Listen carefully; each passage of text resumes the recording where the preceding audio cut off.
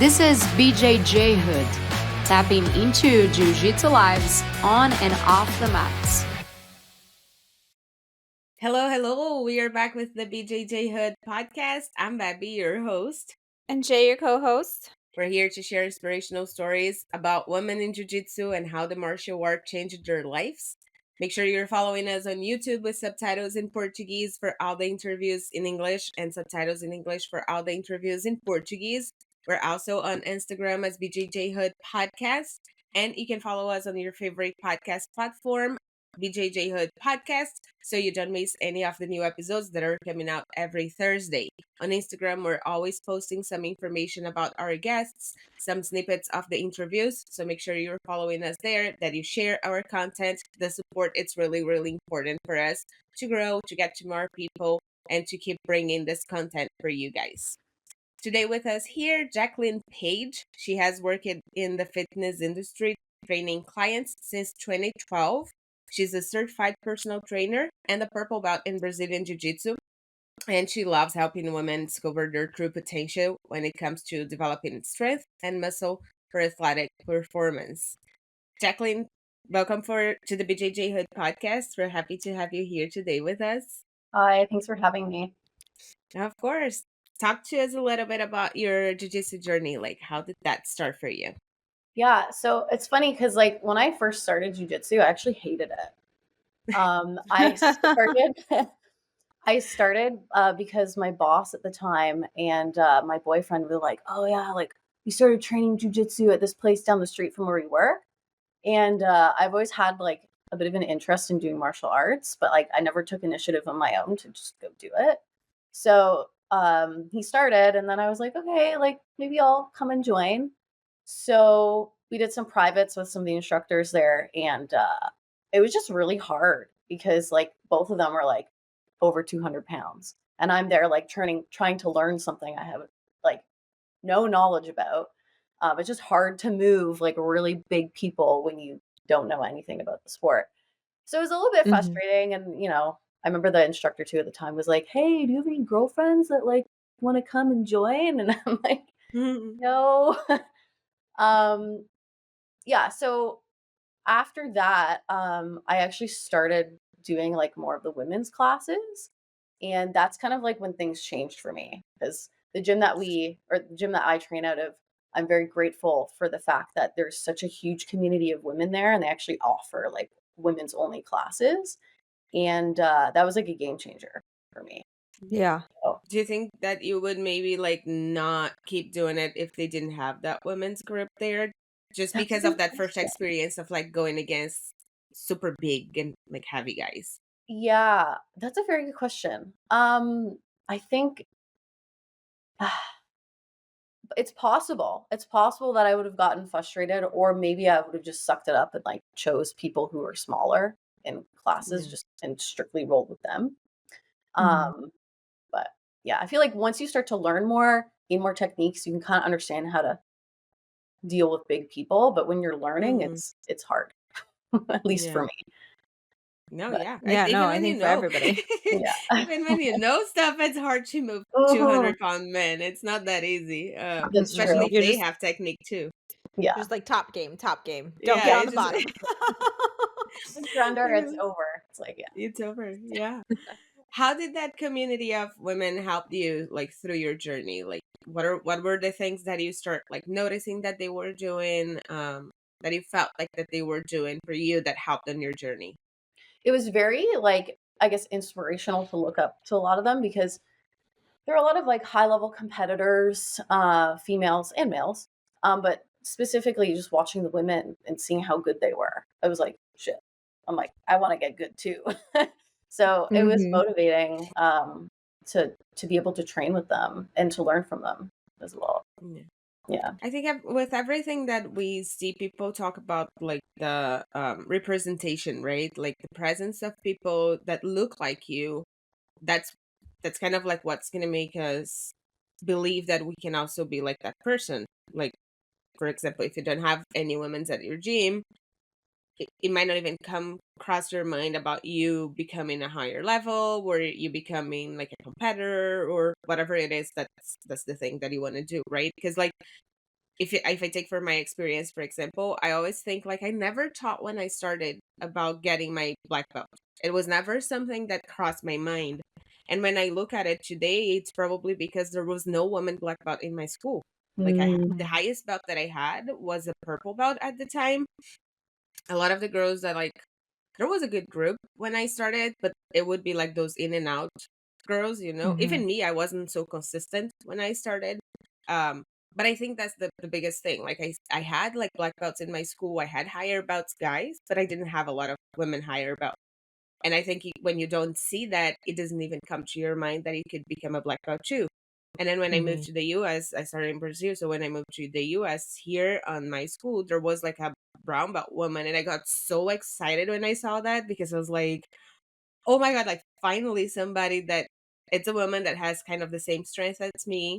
She was a little smaller. She's a little smaller than me. She's still training. She's a black belt now, but it was exciting for me to see like a woman that I could train with that could give me like a hard time without being super, I don't know, strong, way stronger than me, just like manhandling me everywhere, you know. So I think it's really important to have that in your. I know it's not an easy thing, and it's not something that like the professors can control, but it's so important to have that representation inside of your school, and then for you to like realize how far you can go, like the things that you can overcome because that person has been in that journey for a while. They're going to share with you that too, right? Absolutely. Yeah. It's funny you say that because late last year in December, I was actually I went snowboarding and we were staying in the small town in BC, and I actually popped in for jujitsu. It was actually a women's only class, like in this town of 10,000 people. And the instructor there was a female and she was also purple belt. So then I showed up, she was like, oh, like she was so pumped to see another female purple belt because it was mostly like very beginner, like white belts, because I think it was like a pretty new program. But it's cool to see that the sport's growing. Like I Yeah. started training in I think 2018, and like that's not even that long ago compared to how long some of my training partners have been around. And I've already seen that it's just grown so much in popularity, which is pretty cool. Yeah. It's I think especially here in the US you can see it growing so much, like, and people understanding that too, like one, the importance of having women on the mats, how important it is to give them that opportunity, because the women's only class, I think it's the step in the school, right? Like for a lot of us, for a lot of the women, it's really hard to step in, see a bunch of men and feeling comfortable doing that. When you have a women's only class, you can help them to like step in, feel comfortable, meet that group, like make friends maybe even, and then slowly introduce them into the the group classes like with everybody else. So I think it's been growing a lot, and it's amazing to see that too, that the even the small cities, the smaller schools that are starting, they're already thinking about it, and they're already putting somebody there to represent. Because even that, like having a woman teaching the women's class, I think it's really important. Yeah, Yeah. no, Like for if you just sure. have a guy there, it's not the same. Yeah, absolutely. Yeah. It's So I also saw that you. Oh, go for it. sorry, go ahead. No, go for it. I was gonna change the subject, but you can keep it going. I was gonna say one last thing. It's interesting just in the sport if you compete in a competition setting, it's more realistic to have female training partners. So I think Mhm. it's great for application in competition. And then there's the other side of the argument where people are like, well, if you're female and you're ever attacked by a man, then you have to know how to do the thing against a big man. So there's there's arguments for both. Yeah. But anyway, it's just exciting to see the sport grow. So Yeah. I think I I think it's valid for yeah. both sides, yeah, right? Like I think like you definitely need to be able to protect yourself if you are attacked and to be able to quickly get away, not to sit there and like choke them out. Like obviously like if you can, great, but a 200-pound man, like you don't want to be in a close situation. You just don't, because at the end of the day, if they really want you, they're just going to punch you out and then you're just a rag doll to them, right? So, but having the capability of at least creating that gap to get away would be the ultimate goal. And I think jiu-jitsu does provide you, those techniques to do that. But yeah, in the sense of actually developing your skill, it is much easier to do it with a female than a man. I would say most of the time, if they're bigger, if they're around the same size, then you could still develop, but it's much easier with female. You have Yeah. to go harder though with females, I feel. Yeah. Yeah, Yeah. sometimes. Yeah. One of the girls were saying that they were like, I don't like coming for the women's class. You guys are too hard on me. And I'm like, that's because we know like we can handle each other. Like it's the same strength Yeah. kind of. Like when we go against men, they're the ones like using us as Tailoring a back. ragdoll. Yeah. So Yeah, they're it's like, tailoring back because you're yes, like, oh, I totally got him, and then you're like, wait, gotta check yourself. wait a Like minute. he was not using all of his like strength there. With the guys, a lot of the times when I'm training, I'm doing something and I'm almost getting it, and then especially if it's like a bigger guy than me, then he just like holds me and he sweeps me like this, just like holding me, and I'm like, that's rude. Like you can't do don't do this to me. It's like, sorry, I had to do something. I had to use my strength here. Uh, but yeah, and you said you were talking about the self defense part of it and like being able to like put up a fight. I also think there is a side of awareness too. I think when you start doing a sport like jujitsu, the most important thing when we come to self defense, it's like you have to be able to realize the danger a little bit before. Of course, it all depends the situation, but if it's like in on the streets or something like that, don't even put yourself in there because you don't like Shay said, you don't want to be in close contact with anybody, not even if Right. it's a skinny man. You never know what he has, like what power he has, like what he's gonna do to you. So jiu-jitsu also gives you that awareness of I have to be paying attention of my surroundings. I have to like know where I'm going, not be by myself, not put myself in risk. So I think that helps you to develop that side of you too, because that's the last resource. It's you using jiu-jitsu against somebody on the street because you need to defend yourself. That's like a life and death situation of like I have to use this or who knows what's gonna happen to me, right? So Yeah. um I think that awareness and being able to see things and take yourself away from that, that's really important too with the sport. Mhm. For sure. I think that like what you were saying, Babby, that's like so hard. I don't know if you feel like this, Jaclyn, but when I'm talking to other women that have no interest, right? And I'm just like, you should just do it just so that you're aware of like how to get, defend yourself if a situation happens and they can't wrap their mind around it. That like they want nothing to do with it and they would rather just like stick their head in the sand. I'm like, that's just never gonna happen. Right. And for me, it boggles my mind because, it happens every day. And, no matter where you live, there's somebody that is attacked, Um, and so somebody may go through a whole life and nothing happening. But at the end of the day, the chances are,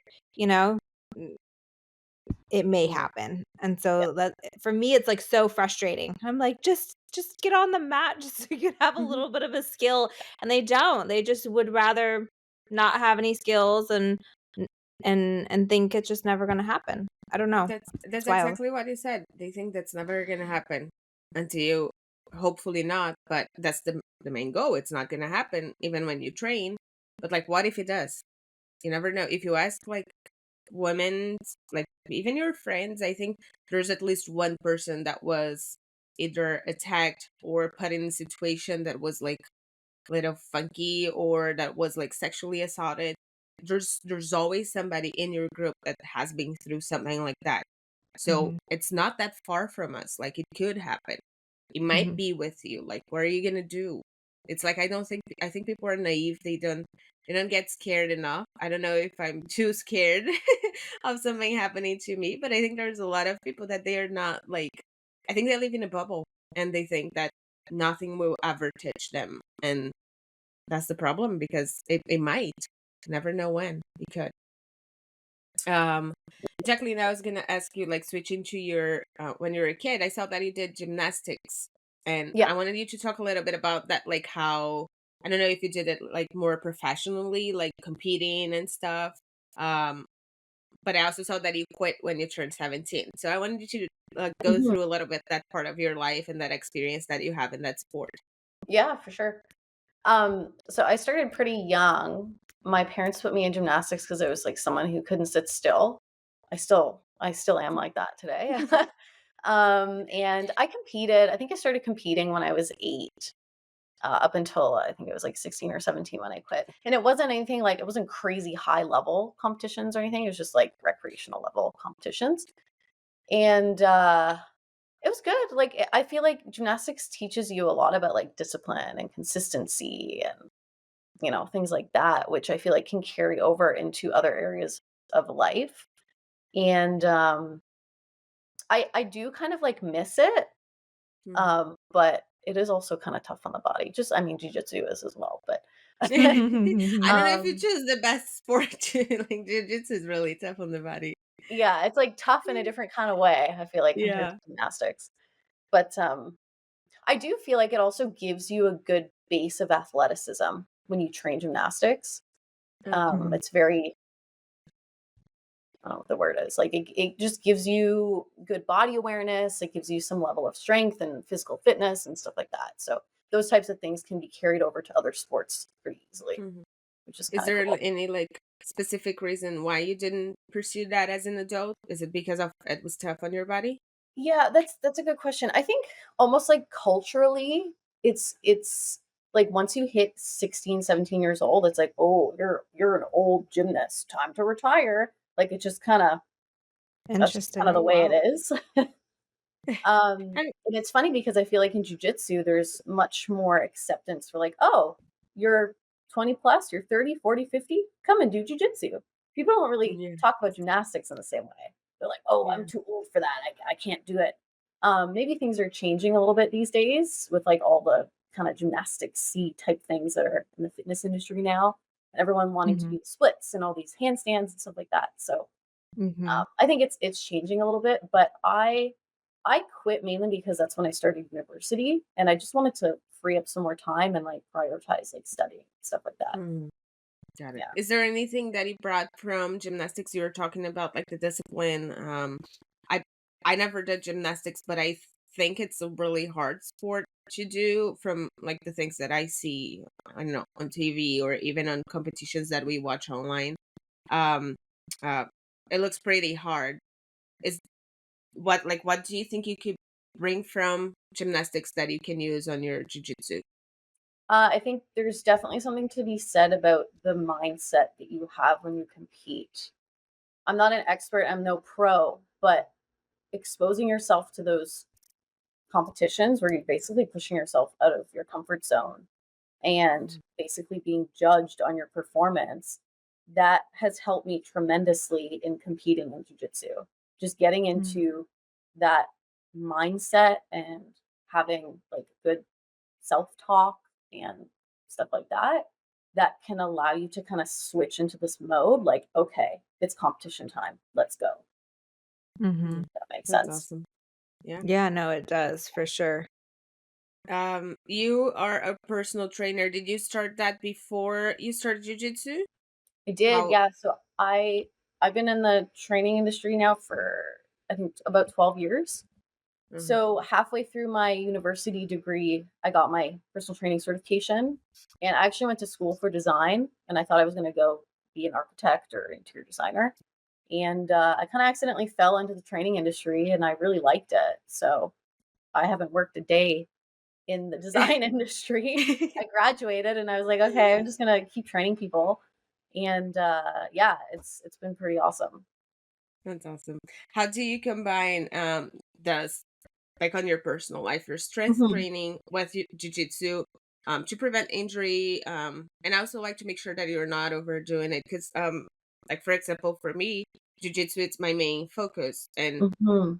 bef I don't know before maybe like 10 years or even a little before that I didn't do like I didn't work out that much. I was pretty overweight. I didn't do like a diet and everything, and then I just started realizing that I needed to change that on my 20s. And then I started doing it and slowly kind of like introducing stuff. But then when jujitsu became a little bit more serious for me of like wanting to compete and wanting to like make sure that my body was like good for that. Um, let's say it kind of became my job doing jujitsu. I understood the importance of being able to work out, have my body prepared to do jujitsu, and my workouts were like mainly focused to help my body go through whatever we have to go through in jujitsu, not necessarily to be like strong or gain muscles or anything. Of course, I want that too, but it wasn't the first main goal. And sometimes I think it's hard for like to kind of combine both because I train what like 5, sometimes 6 days a week in jujitsu, and then if you have to add strength training to that, I try to do at least like 3, 4 times a week. But sometimes it's hard, it's tiring. Like you have, it's not just from like working out and your jujitsu. There is everything else that you do on your day. How do you combine that for yourself? And as a personal trainer, like how do you recommend people do that too, Yeah, especially for the ones that are starting right now? for sure. And I feel like this is something I could say a lot about this. The first thing I will say is you can only train as hard as you can recover. So, ladies and the guys, a lot of people love to train jujitsu. They train a lot. They train anywhere from like, I don't know, 5 to 25 hours a week, depending on the person. So, making sure that you can balance your strength training with your jujitsu training is super important. So, that being said, looking at my own personal schedule right now, I lift about 4 times a week and train jujitsu about 3. But over the past few years, I've taken a deep dive into Olympic lifting. So I basically just strictly train Olympic lifting just because it's fun. I like it. Mm, Do I recommend that like people who are looking to get stronger for jujitsu or prevent injuries for specifically jujitsu train and do Olympic lifts? No. There's some use for it in their training, but they don't have to train like me. I'm just doing it because I like it. I like jujitsu, I Mhm. like Olympic lifting, and I yeah. just want to do them both kind of thing. But Mm, for somebody who is more serious about their jujitsu and looking for strength training tips related to that, um, like I said, there's a lot that I can say, but mhm, I would recommend people train like 2 to 3 times a week and just be very mhm, smart with their program in the gym. mhm. Do you think it has to be more focused on your like the weights, that how much weight you can lift, or it's more like a, I don't want to say like a physical therapy because it could like downside too much, Ed, but it's like more of like just keep moving, making sure that like your body is moving, your muscles are working, they're protecting your joints. Like what would be like the Right. main goal, let's say. Like I know it's different for each person, and that's why it's important for you to have um like a program for yourself, of Yeah. course, but like mainly what would be ideal? So you're right. It does depend on the person, and it's important that you periodize your program. So what that means is that you don't want to be hanging out in like the same rep range and same amount of volume for like the year. For Hmm. example, if you have a competition coming up, like say you're training for Worlds in June, you will want to kind of taper your program so that you like peak for that competition in June, for Hmm. example. So your training may look different closer to June than it does like right now, say in February. I would say this as well. A lot of people get very obsessed with cardio, especially in a sport of jujitsu. They're like, my cardio sucks. I need to go to the gym and work on my cardio. I'm not a fan of that. If you want to work on your cardio, do it on the mats. Find people Mhm. who are going to push you hard. Design your training on the mats so that your cardio can improve there. The gym is to get strong. The gym is to, like you said, kind of do that rehab stuff if you need to. I would generally speaking structure a workout, also depends on the person, but I'd structure a workout so that you do like the main lifts at the beginning. And if you need to do more accessory type rehab stuff, you do that in the middle and towards the end. Hmm. Does that I answer the love when question? yeah, it is. I love when you talk about the cardio part because I think that's something that a lot of people do. It's like, oh, I'm not going to start jujitsu right now because I have to get fit before I Mm, can do this. And I'm like, no, you're like, you're going to get everything in here. I know it's hard. It's going to be hard. It doesn't matter if you're fit or if you're not, if you work out, if you don't. Like, it's going to be hard anyways. Um, and when people are like, "What do you do for cardio? Like, do you run? Can I run like 5 miles?" And I'm like, "That's not gonna help in. I mean, not in anything, but it's like it's your jujitsu, like your mat time, that's gonna help you to develop, because each cardio, it's different for each sport. Like you can't Mhm. Yeah. really take, oh, I swim like 20 laps, and I'm like, good for you. But when you come here, you're not in the water. Like, Yeah. I don't know how much that could help you. No, So it's like, you're 100% right. yeah, so it's like, focus on, if you want to focus on jujitsu, of course, focus on your training on the mat. Of course, add other stuff for fun. Like you said, you do Olympic lifting. Is that Yeah. the right word? Um, for fun. It's like another hobby. It's good for you. It makes you happy. It's not necessarily because you're doing that to get better at something else. You're just doing that Mhm. to get better at that, right? So it's funny how people try to like add so much stuff and like create such a big thing just to get better, like at jujitsu or something like that. So Yeah. No, you're um, 100% right. The body is smart. It adapts to what it gives you. So it's like if you swim laps, you get better. Great, you're getting better at swimming. If you yeah, want more cardio that's specific to jujitsu, you have to design your jujitsu training to do that for you, if that makes Mhm. yeah, sense. yeah, makes total sense.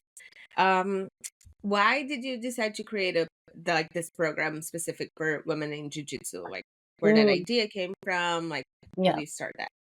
Yeah, good question. So I work at it's a personal training studio in Toronto, Reach Personal Training, and we train mostly Gen Pop, but we do also train some athletes. The thing is, it's personal training is a luxury service. It's not cheap. So Mhm. I wanted to create some sort of program that was going to be more affordable for women to get stronger, specifically for jujitsu. Because like I love helping people that have like strength and performance goals. And I would also have girls at the gym like come up and talk to me. They're like, "Oh, like this hurts," or like, "I feel weak here. Like, what should I go do at the gym?" And like, I try to get them to come and see me at the gym, and price would always be a factor. So it's like, okay, I want to create something that's a little bit more accessible for these girls to hop on that want to get stronger for the sport. Mhm. That's awesome. What do you think are the like biggest or most common mistakes that people I'm saying women right now just because your program Mhm. is for women and our podcast is about women, but it could be open for everybody. That people commit when they're like strength training. Like what are the most common things that you see that you're doing that are not right? Are specific to jujitsu or just in general? It could be like a little more specific to jujitsu, Okay. but it can Um, open up a little too. I would say number one is the cardio thing, just spending too much time in the weight room doing cardio type stuff. Like I said, the gym's there to like to help you get stronger. So let's use that to get stronger essentially. Um, Another big thing I see just in general is people not training through full range of motion. So in jujitsu, as you know, like your body gets pulled in these weird positions. So it makes sense to A, make sure that you have that range of motion, and B, make sure that you train through that range of motion so that you can get strong. Like think about like when you're being kimura or when your shoulders being locked in a weird position, you're defending and you're trying to get out. It makes sense to be able to have strength through that ranges of motion so that you don't get injured or Mm. reduce your chances of getting injured. Um, I think another thing that is a common mistake is people just overtraining. You don't have to train a lot to get strong. You just have to train smart, if that makes sense. More is not always better. In the case of jujitsu, a lot of people train so much on the mats, they don't it's not necessary that they also train so much in the gym. They just have to train Mhm. smart. Yeah. When you say that, a lot of the times I think about myself too. I'm always like reflecting on the things that I do, right? Because um I always feel like I'm missing out if I'm not training, and I'm like, if I don't go right now, if I don't go today, I'm gonna miss something, and I'm gonna get worse. I'm not gonna get better. I have to be there as much as I can. But then it comes the factor of like you're training so much sometimes that your body just gives up on you. Like it gets so tired, you're gonna end up getting hurt. Like you're gonna end up getting injured, just because you're tired. And when I take those little breaks, even of like I'm gonna do like 2-3 days without training right now, it's super hard for me. But at the same time, when I come back to the gym, I feel that I'm like stronger, faster, like better than ever. I'm like thriving. I'm the best on the mat.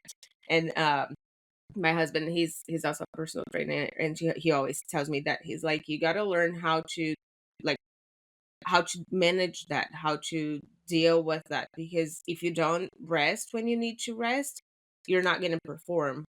I think that goes for any sport, that goes for any, like even just like lifting. If you don't give your body enough time to recover in between your training sessions, like there's no way you're going to perform your best. And that's when you're going to end up getting an injury.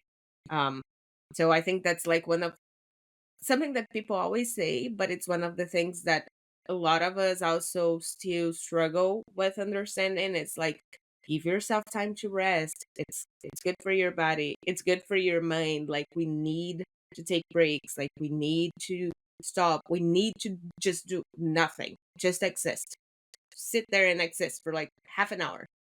You might feel better, like your mind will be more clear, like your body take a day off. You're not gonna do anything. Like I normally do that on Thursdays now. It's like it's my day that I don't do anything. I don't go to the gym, I don't do jujitsu. The only thing I do is help coaching on one of the classes at my school, and that's it. Like there's no workout.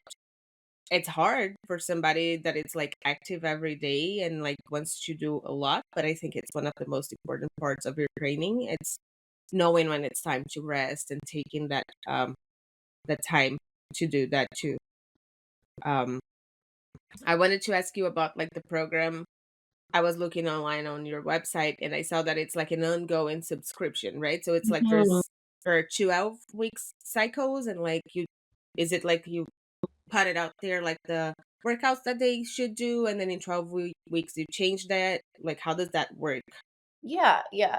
So it's programmed in 12-week blocks, and each 12-week block kind of focuses on a specific strength quality that will help carry over into jiu-jitsu. So, for example, like posterior chain strength. So like all the muscles down your back, down your glutes, hamstrings, all that stuff. Important for explosiveness. We've also focused on pulling strength, so like working on chin ups. A lot of the girls that have joined the program, they come in and like they're not able to do a single chin up, and usually by 12-ish weeks, they're able to do a couple chin ups, which is pretty cool. Is awesome. Yeah, so each 12-week block kind of has its own focus, and it's delivered through an app. The app is called Train Heroic, and the program is it consists of 3 workouts every week. And people can send in videos, there's like a group chat, you can send in questions and stuff like that. And that's how I provide my coaching feedback. And also if some of the girls have like a big tournament coming up, they'll send me a message and I'll give them some adjustments to make for their program like a couple weeks prior so that they can taper down so that they're not feeling like exhausted by the time they step on the mats. We want them feeling good and ready to fight. Mhm. So that's an important thing that we do to I manipulate. I s- I saw a clip on your feed. I think it was your feed. Pretty sure because that's the last one I was looking at. Mhm. You were going over chin ups and you were talking about using assistant band and not using assistant band, and I thought that was so interesting. Um, how you're breaking it down, but w- could you explain why you want to use the assistant band? For sure. So, like in any movement that you do, there's something called a strength curve. So, and that kind of relates to like where in the movement it feels the most difficult. So, the most effective way to get people to get to a chin up who can't do a chin up is eccentric training. So, that just means for chin up specifically, you would climb up to the top position and then you would lower yourself down for like nice 10 seconds or so. And you would keep doing that, keep building up on that, and eventually you'll get to your full chin up over time. The issue with the band is if you think about it, when you're hanging, when you're in that full hang position at the bottom of a chin up, that's when you're getting the most amount of help from the band, right? Because it's maximally stretched. It's going to help you up there. And that's usually the spot where people struggle with the most. They can't get their Mm. initial chin up because they're hanging and all of a sudden they pull and they have no strength there. So when you use a band, it's kind of like a Band-Aid effect in that particular moment in the movement. So you're never really like loading that movement properly to build strength. Does that make sense? Yeah. So because I'm one that can't do a chin up. Me Yeah. too. I was Before here like, let's make it do bef- one. And when you so said that, I'm bef- like, I can jump, hold it, and then do one, and then that's it. Like, Yeah. I'm done. that's Yeah. it. Yeah. So before I hurt my knee this year, I was starting to work out for the first time in a really long time. And so chin ups was one of part of the workout. And so I was using a band because I couldn't do it, right? And it was like I had to do this whole set. I was like, there's just I could get one, that's it.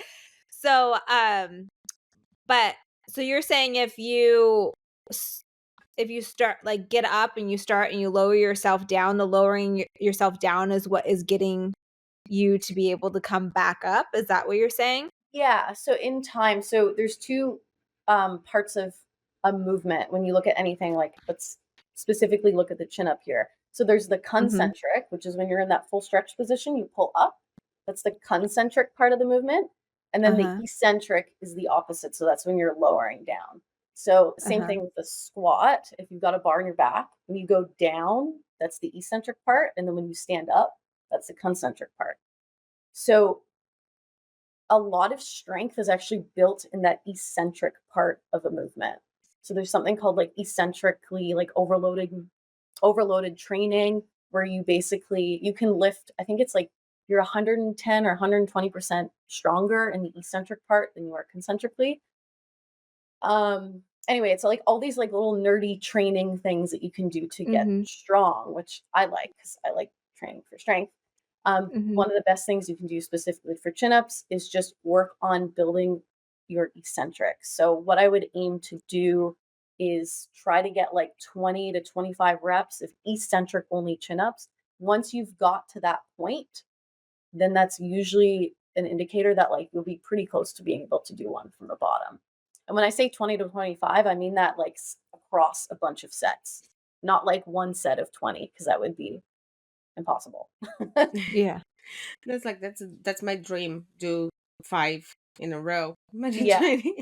So you just work on your eccentrics. And then once you get Yeah. one, I find that like once people get over that initial hiccup and they can do one rep, then I feel like your ability, it doesn't skyrocket, but it's like you're just over that initial hump and you can get stronger a little bit quicker once you've gotten one.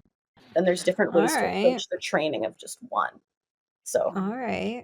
yeah. I want to see. I'll I come want to see your back. videos doing 5 chin-ups, Shay, in a Well, few months. I don't have a leg right I know. now, so That's why I said in maybe a few Oh, months. I gave I you a few know. months to work on that. I mean, you have arms. No, Use your that's arms. what I'm saying. I'll just work on chin ups. That's all I'll do, and I'll yeah, send a all you gotta video do. to Jaclyn, and I'll Yeah. be like, "Thanks so Yeah. much." do it. Put some pillows there just in case you fall on your butt as you're doing, because you're I not gonna know. be able to put strength on your leg right now. I know. So Bob would kill me. he would. Like anytime I move, he's like, "What are you doing?" Poor thing. Uh, You're gonna get there. You're gonna go back into your 6-pack mode for next winter. Just gonna have to yeah. push that. They call me Jaclyn. They call me Mighty Mouse. I'm one of those. I'm one of those skinny people that all of a sudden like can that has She's pretty strength without. strong. Like it's impressive how strong she is for, That's especially for awesome. her size. Yeah. They're Yeah. like, "What do you do?" And I'm like, "I do nothing." I'm like, what are Could you you- eating? What are you putting in your water? Like, what kind of milk are you drinking? Like, I tell was me like, what's your secret. Could There's you somebody there. imagine if I actually worked out what this could be? It's scary. It scares me. Work on those chin ups. Let's do it. All right, let's Sounds like go. you got good genetic potential. So Yeah. She does. I'm gonna send you a video every week, all yeah, right? do it. Don't get Poor annoyed. Jaclyn. Poor I won't. Jaclyn. It's like, I'm gonna block this girl.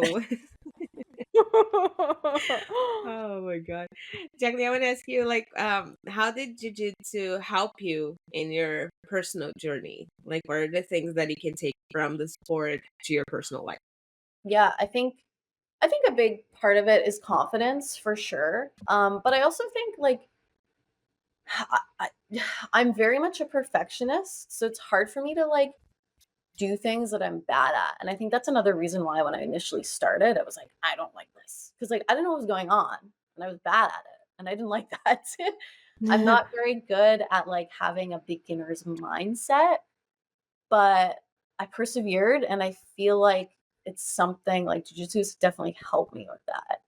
Cause like there's just like so much to know in the sport. There's literally so many different techniques and like it's like you're never finished. You know what I mean? Yeah. So I think just helping me, I guess, practice more grace with myself and being less of a perfectionist, even though that's something I still struggle with. Um, yeah, it's definitely helped me in that regard. And also just feeling confident, like going back to like being able to defend myself. Like, hopefully that never happens, but I feel like I've been training long enough that like I just would have the reaction to to know what to do versus before I trained jujitsu. I didn't Yeah. know what I would do, right? Have you ever have you ever had like a moment since you've been doing jiu-jitsu that you were able to use one of your moves? Like let it be like maybe not like a dramatic like situation, but with friends like off the mat of you're like, wow, like I just executed and I didn't know that I was capable of doing it until now, or like just a light bulb went off of like, oh wow, I can really like defend myself off the Um, mats. I haven't, but I'm definitely like I guess more aware. Like going back to what you were saying earlier about the awareness. I live in Toronto and I take the TTC every day, and sometimes Mhm. there's like some sketchy people on there. So I feel like in times where maybe there's someone around me where I'm just kind of like alert. I'm a little bit more alert. I'm a Mhm. little bit more ready than I've ever felt before.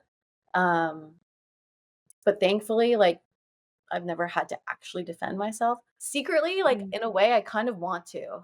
Like I want to be that girl on the TTC that like, took someone's back because they were, some crazy person was doing something funny. But yeah. Go But viral. Yeah. yeah, exactly. That's funny because Yeah. I tell people that my dream was always like punch somebody in the face. It's like since I was a kid, I really wanted to fight with somebody so I could punch them. But I'm like, I'm glad I didn't because maybe I was gonna be the one getting punched, and Oh. that wouldn't be fun. I'm like, I don't want to get the punch, but like I don't have that like. Not that I want. I'm gonna knock on the wood here right now because I'm like I don't want any of that. But like there is a lot of part of me. I think I don't know if it's for everybody that also wants to be. It's like I wish I could use just to have the feeling and see like Mhm. seeing it work in real life. Like Again, that knocking on hero. wood here. Yeah, because I don't Yeah. See, want this I'm to the happen. exact opposite. I've been in situations multiple times and I want nothing to do with it. But I have to That's no, probably I don't. why. That's probably why, because you've been there Yeah, before. I want Where I'm like, nothing to do with it. But it has given me the ability to get out of the situation without huge confrontation. You know what I mean? I was confident enough to push somebody away and back up and continuously keep my distance away from somebody so nothing would exchange. Mhm. Because if I didn't have those techniques within my background, it most likely would have been a girl fight on the floor pulling hair and I would have gone to jail, right? So, yeah, jiu-jitsu is amazing. And it definitely gives you the skill sets to either get in or get out of a fight. But I think what you were saying, Jaclyn, in the sense of being aware on your travels and stuff, I think that's key too. Of making sure that you don't fall into those situations, right? Because people typically will go and pounce on somebody that is less vulnerable or that is more vulnerable, right? That is cowarding and not having eye contact and not observing their surroundings and things of that nature. And so when you are aware and you are looking at people and people feel that energy, right? And they're like, I don't really want to mess with her because she's going to be a problem. It's not going to be an easy victim. And so I think that's huge. And again, that's why it's so frustrating for me with other women when I'm talking to them. I wish I knew how to penetrate that and get my point across, like I have a really good friend. She just had a baby and she was asking like, how did you get all the weight off? And I said, I just walked. I walked everywhere. I would walk from my house all the way down to the beach and back. And it was a couple miles to do that. I would just be out all day. I'd leave at 8 and I wouldn't get back until 4, and I would just walk the neighborhoods. And she says to me, she was like, but I'm scared to go walk around my neighborhood. And for me, that's so disheartening. We don't live in like a crazy bad neighborhood, but because she doesn't have the skills and she has her baby, it's too much for her to go out walking and she's afraid. And that's when I'm like, why wouldn't you alleviate that fear and give yourself the confidence to go out walk in the daytime with your baby in a stroller? You know what I mean? Or why wouldn't you want to give yourself that skill set if somebody went to go try to take your baby, that you'd be able to somewhat defend you and your offspring? I think it's huge, and I really wish that women would see it differently. I know the sport is growing, but I don't know. Do you experience that kind of resistance in conversations with women, Jaclyn? Yeah, it's interesting because like I feel like whenever, especially as a female, you tell someone that you do jujitsu, like another woman, they're like, "Oh, cool!" Like there's like this You're cool. badass. Yeah, exactly, which is kind of funny. I think like looking at it from a self-defense perspective, and I talk about this with like some other jujitsu friends, and it's like when you train for the sport of it, it's like you just have these reactions. Like I feel like I would like to think that if someone did something because of how much I train, I would just kind of know what to do. Whereas like I think Mhm. sometimes these women go to these like self-defense classes and it's like, I don't know, 1 day, 2 days, and then it's like, okay, that's your self-defense. But like how are they like that's not they're not going to remember that if they're ever attacked. Mhm. It's like, wait, can you hold on? Like I have to remember what I learned in that class I took last year, right? But like if you train on a regular basis, it's like you just know you have those reactions that are just going to come Mhm. out naturally. But I don't know. I guess I've never really pushed jujitsu, well, not pushed, but like I've never really tried to convince anyone to do jujitsu. I guess out of my girlfriends, I have one friend who like expressed interest, and I guess she's like the one person where I'm like, okay, like come on, like if they express interest, then I'm like, yeah, yeah, yeah, let's go. But if they don't, then I'm just kind of like, eh, yeah. Yeah. You're saying I'm something. huh? Go, Bab. No, go for it. You're the one that pushes. You're gonna say, huh? Oh yeah, no, I'm always like I'm at work and somebody mentions like their kids doing jujitsu or something. I was like, you should go. It's the most amazing thing. I'll have like a 30-minute dialogue with this person and they're just like, oh my goodness, get out. I don't want to talk to you anymore. Get out of here. I know. And I'm one that actually does. I'm not personal and I don't talk a lot. And then all of a sudden somebody will talk about jujitsu and like it's this whole thing.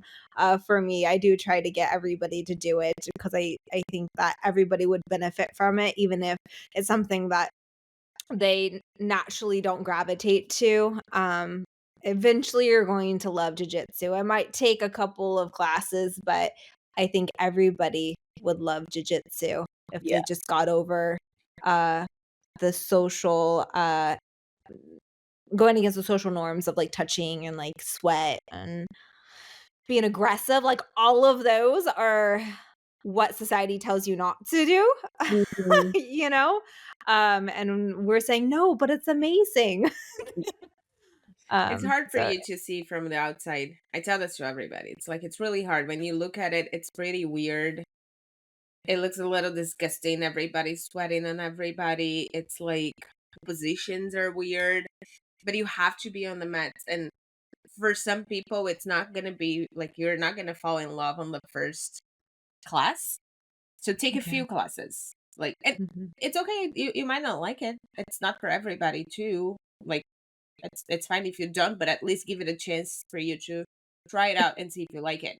Like, there's this woman that came to jiu-jitsu Saturday last week, and she finished the class. Her husband and her daughter do classes there, and I have been like poking on her for a while, like, hey, you should come and try. She looks pretty strong. She has a hard schedule. She's a nurse. But I have been like trying. And her husband said like, hey, she expressed interest. It's like, it's the right time. Let's do it. Let's get her in. And I told her, I'm like, yeah, come this weekend, come on Saturday. That way you can like do the class with your husband. And he can help you out. That way you feel more comfortable, blah, blah, blah. She came to the class, and then at the end I went to talk to her. I was like, so did you like it? Her face was like, she was so overwhelmed. And I was like, I'm not going to push her right now for anything. And I was like, hey, it's normal. First class, it's overwhelming. A lot of information. Like, take your time. See if you want to come next week again. Do more classes so you can fill it. But I didn't say much. And then yesterday, she was there with her daughter. And I was like, so are you, like, how do you feel about it? It's like, I'm not sure if I love it. I'm not like, I'm still like not sure about it, like how much I like it. I'm like, that's totally fine. Keep coming this week. Like, do a few more classes. Like, do the class tonight that it's just beginners. It's pretty basic. Like, you're gonna get like really basic movement, not a lot of information on top of that. And just work on that with people that are on the same page as you. They're just starting.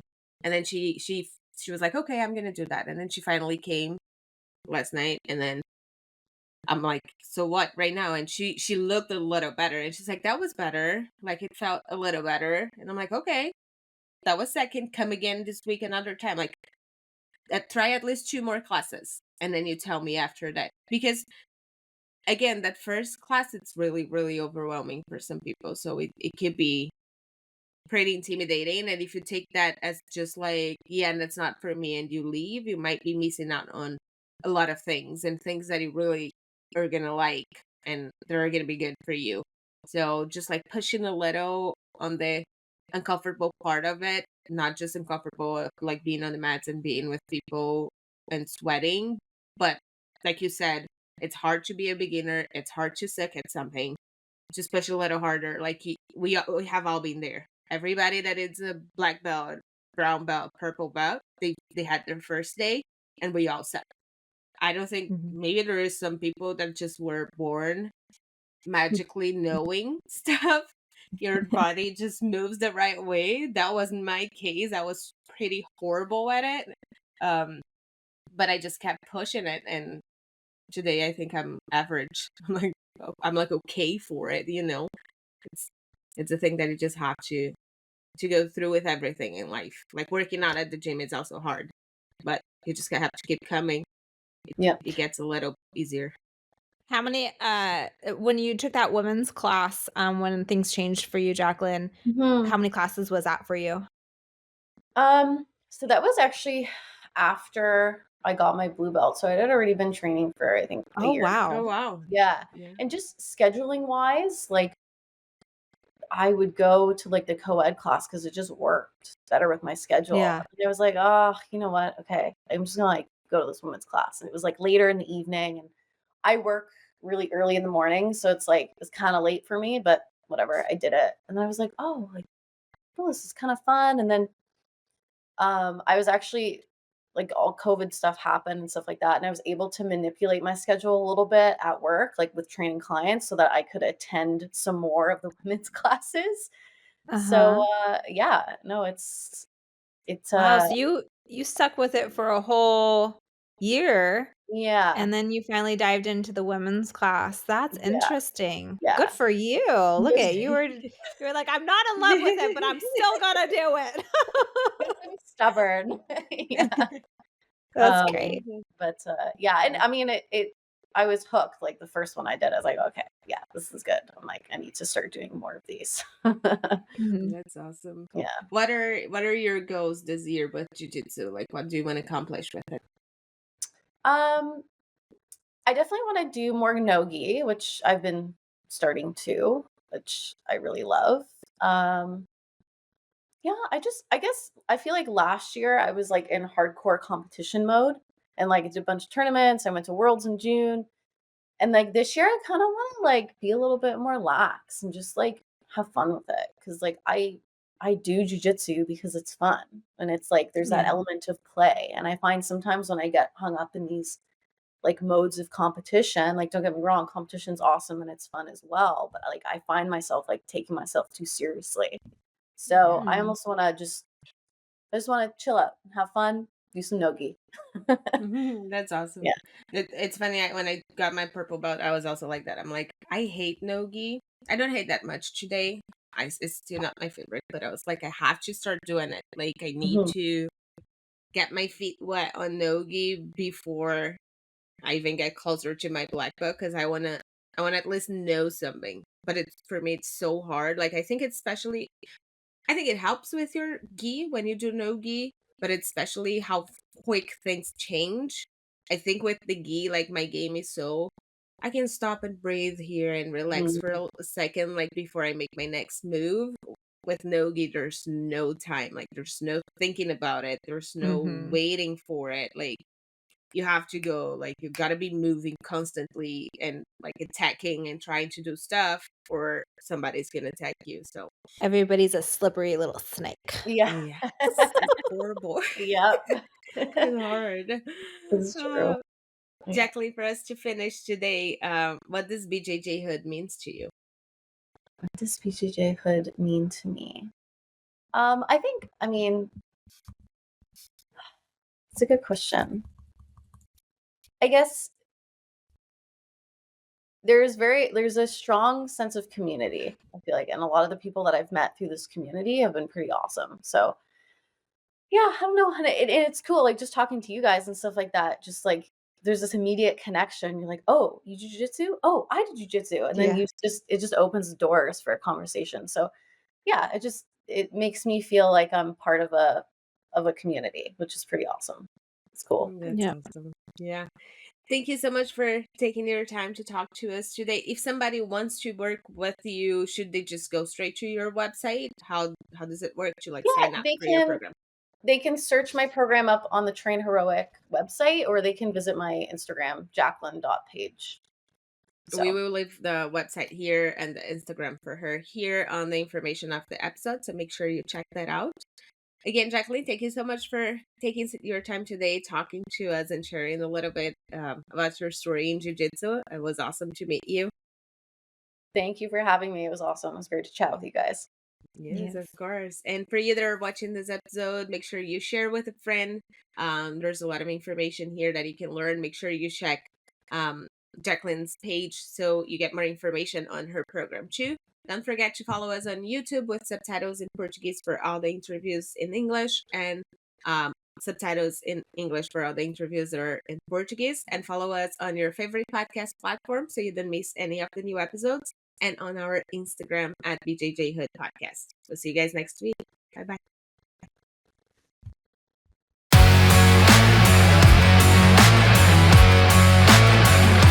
Thanks for listening. Would you like to share your story? Email us at bjjhoodpodcast@gmail.com.